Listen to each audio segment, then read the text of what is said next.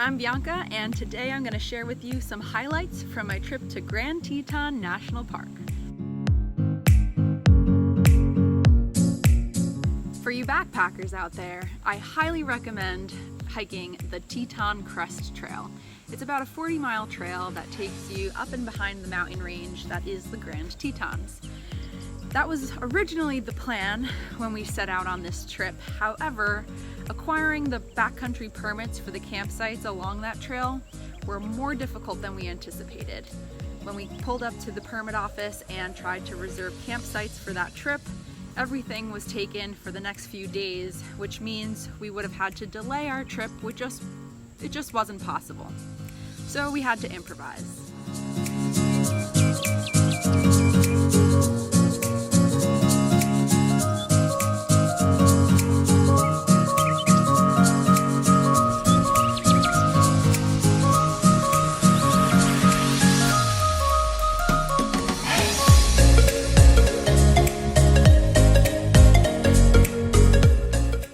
If you can't acquire the permits to hike the entire Teton Crest Trail, there's a couple ways that you can do it without those backcountry permits. There is Fox Creek Pass, where you are allowed to camp. It's just outside the national park border, as well as Alaska Basin.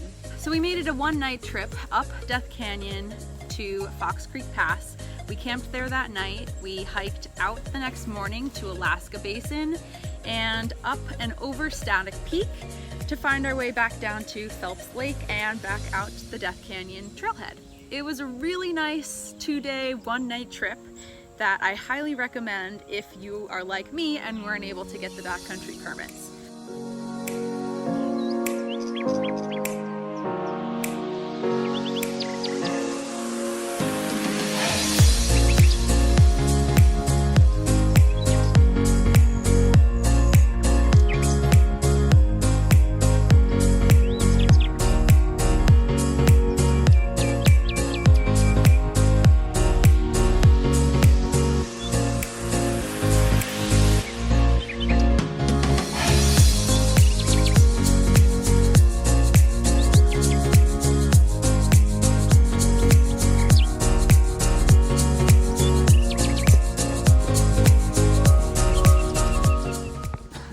So we thought we had come up to the peak, but if you look out there,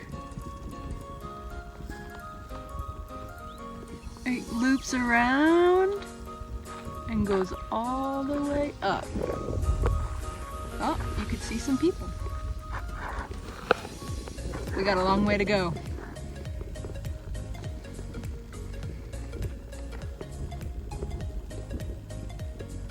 And that's Alaska Basin behind us. And that's Static Peak where we're heading over here, and Buck Mountain. Some other good places for camping that are not in the national park. We learned that camping outside the park boundaries in national forest is okay to do. You can pull over anywhere you want along the sides of the road, and pretty much dispersed camping is wherever you'd like to camp. So if you make it outside of the park along the Grand River, you can camp in the Grand Teton National Forest. There is a campground at Grand that is first come, first serve, or you can find your own place somewhere else along the road. So if you keep driving beyond the Grand campground, we found a couple beautiful spots along the Grand River. One of them even had a cliff jumping rock that was pretty cool to watch people jumping off. And there's a lot of horses in that area, so we woke up with horses right outside our tent one morning. We were really excited to hike the Paintbrush Canyon and Cascade Canyons as part of the Teton Crest Trail, but since we weren't able to hike the whole trail because of the permits, we ended up just doing a day hike up Cascade Canyon. So we started at the Jenny Lake trailhead and hiked our way up Cascade Canyon, and we got to see a few attractions along the way. Jenny Lake is a great place to take a dip or go kayaking or paddleboarding or any kind of water sport that you like. And as you hike up the canyon, the first thing you'll come to is Hidden Falls, a beautiful waterfall right off the trail as you make your way up to Inspiration Peak, which overlooks Jenny Lake.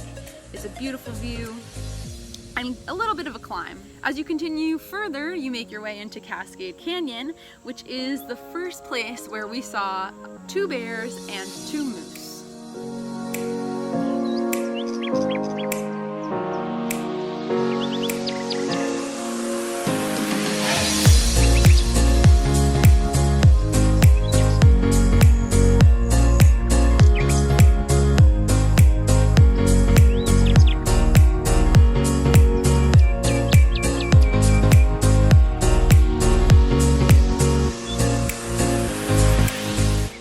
The rangers in the park highly recommend that you carry bear spray with you as you go out on your hikes. And at the time, the bear spray cost up to $60 to buy brand new. The renting options were few and far between with COVID times. So I got innovative. I figured out a way around this by going to the airport in Jackson Hole and asking the check-in desk if anybody dropped off bear spray before they got on their flight. Luckily, they have a bucket full of bear spray that people had to turn in before hopping on their flights home, and they gladly gave me a bear spray to take with me and pay it forward. And of course, if you're looking for a bite to eat or a hotel to stay in that is not in the Grand Teton National Park, you could go to Jackson, which is the closest town, has lots of restaurants, lots of hotels and motels that you can stay in and kind of refuel and recharge before you head back out into the wilderness. Grand Teton National Park was a spectacular trip. I will definitely be going back again one day, hopefully to hike the entire Teton Crest Trail, but next time I'll be a little bit more prepared with reserving the permits ahead of time. Can't wait to go back one day.